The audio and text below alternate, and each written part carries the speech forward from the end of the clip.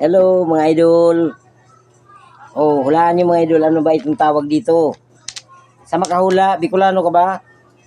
Kung Bicolano ka, hulaan mo ito. Ayan oh. Sa mga Bisaya, ambot ug unsa ni tawag sa inyo ani. Kanina tang na ang iyang panit. Ug naa pa ni siya panit. Ganito ang porma niya. Ayan mga idol oh. Sa mga Bicolano, alam yan mga Bicolano dito. Dahil marami dito sa Bicol ng ganito.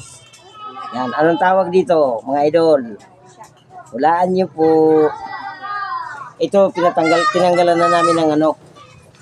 Tinanggalan na namin ng balat. Ayan mga idol. Itapon lang tatong sako. Ayan lang ganun. Wala na ni. At ang pantanggal ko nito, Wala na yan. yan. Sid. Mayo Sid. Marunong ka nito. Ito, oh, ayan oh. At tanggalan natin mga idol na tatanggalin natin mga idol ang laman. Ito. Yan mga idol. Tinanggalan natin mga idol ang laman. Ito.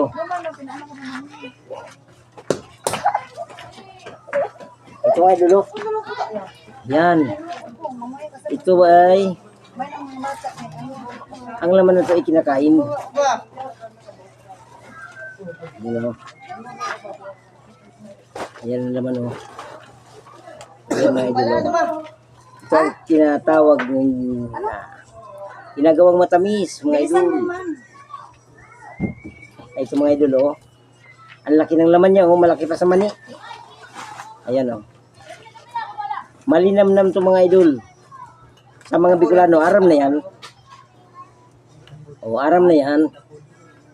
Ang mga Bicolano, masiram ni. O, masiramon. Lami kayo ba? Lami kayo. Yan o. Laki. Laki ng laman.